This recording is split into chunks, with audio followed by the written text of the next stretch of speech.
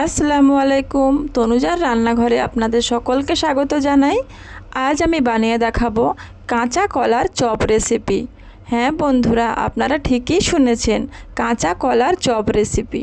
আপনারা কি কোনো দিন কাঁচা কলার চপ রেসিপি বানিয়ে খেয়েছেন? চলুন তাহলে দেখে নিই আমি ঝটপট কিভাবে বানিয়ে নিই। প্রথমে এখানে কুকারে নিয়ে নিলাম 3টি কলা, মাঝখান থেকে কেটে ধুয়ে পরিষ্কার করে নিয়েছি। এখানে খোসা অবশ্যই রেখে দিতে হবে। খোসা শুদ্ধ 3টে আলু নিয়ে নিলাম, দিয়ে দিলাম পরিমাণ মতো পানি। পানিটা এখানে ডুবো ব্যবহার করতে হবে। ঢাকা দিয়ে 2-3টে সিটি লাগিয়ে নেব।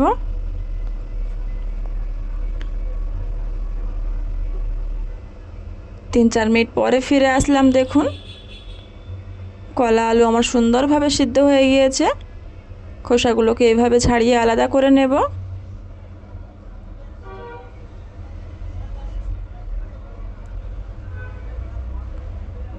খোসাগুলো আমার প্রায় ছাড়ানো হয়ে গিয়েছে। আলুগুলোকেও ঠিক এইভাবে খোসা ছাড়িয়ে নেব। কলা আলুর খোসা ছাড়ানো আমার রেডি হয়ে গেছে। এখানে একটা এরকম আলু মেশার নিয়ে নিয়েছি। আপনারা যে কোনো সুপার শপে এটাকে ক্রয় করতে পারেন। আলু মেশার দিয়ে এভাবে গরম অবস্থাতেই কলা আলুটাকে ভালো করে ম্যাশ করে নেব। এখানে হাত দেওয়ার কোনো প্রয়োজন হবে না।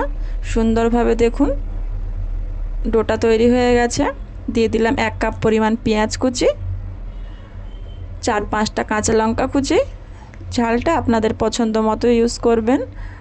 লবণ দিয়ে দিলাম অর্ধেক চামচ, 1 চামচ লাল মির্চির গুঁড়ো, 1 চামচ ধনিয়া গুঁড়ো ও অর্ধেক চামচ গরম মশলার গুঁড়ো। 1 কাপ পরিমাণ ফ্রেশ ধনেপাতা কুচি। ধনেপাতা কুচিটা একটু ব্যবহার করার চেষ্টা করবেন, এতে করে টেস্ট বেশি হবে। একটা লেবু অর্ধেকটা পরিমাণ নিয়ে নিয়েছি, পুরোটা রস নিয়ে নিলাম। আর এখানে দিয়ে দেব 3 চামচ পরিমাণ কর্নফ্লাওয়ার। কর্নফ্লাওয়ার যদি না থাকে আপনারা ময়দাও ইউজ করতে পারেন। এবারে এগুলোকে ভালো করে মিশিয়ে নেব।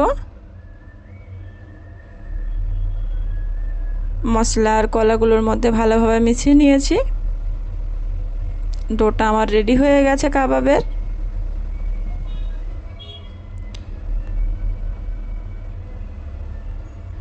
এবারে হাতের মধ্যে একটু সাদা তেল দিয়ে নেব। 2 হাতে ভালো করে মাখিয়ে নিয়ে অল্প অল্প ডো কেটে এভাবে করে গোল শেপ দিয়ে নেব।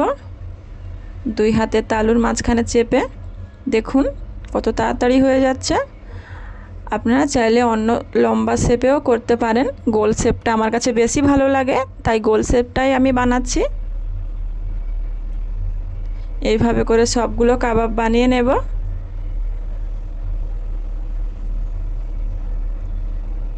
আগে থেকে বানিয়ে রাখলে কি হয়, ঝটপট ভাজার সময় খুব তাড়াতাড়ি হয়ে যায়।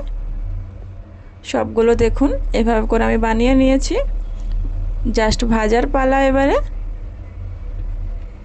এখানে একটা বাটিতে কর্নফ্লাওয়ার নিয়ে নিয়েছি, একটা চপের ডো নিয়ে নিয়েছি, কর্নফ্লাওয়ারের মধ্যে এভাবে করে ডুবিয়ে নিয়েছি। এখানে তেল গরম করতে দিয়েছিলাম, তেল গরম হয়ে গেছে। গ্যাসের ফ্লেম মিডিয়াম টু হাই রেখে চপগুলো আমি দিয়ে দিলাম। এবারে উল্টিয়ে পাল্টিয়ে ভালো করে চপগুলোকে মিনিট 5 ভেজে নেব। দেখুন চপগুলো আমার ফুলে উঠেছে তেলের উপরে। আর আপনারা হয়তো বলবেন তেলের কালার এরকম হয়েছে কেন? ভয় পাওয়ার কিছু নেই, কর্নফ্লাওয়ার দেওয়া ছিল বলেই কর্নফ্লাওয়ারগুলো তেলের মধ্যে ছেড়ে গেছে। সব চপগুলো উল্টিয়ে পাল্টিয়ে 5 মিনিট ভাজা হয়ে গিয়েছে আমার।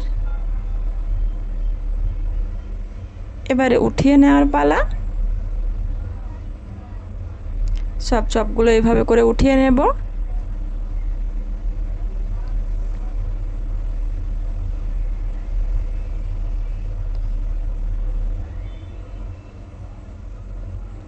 যে বাকি চপগুলো ছিল সেগুলোও একে একে দিয়ে ভেজে নিলাম। সবগুলো আমার ভাজা হয়ে গিয়েছে। দেখুন কতটা ফুলকো ফুলকো ভাজা হয়েছে।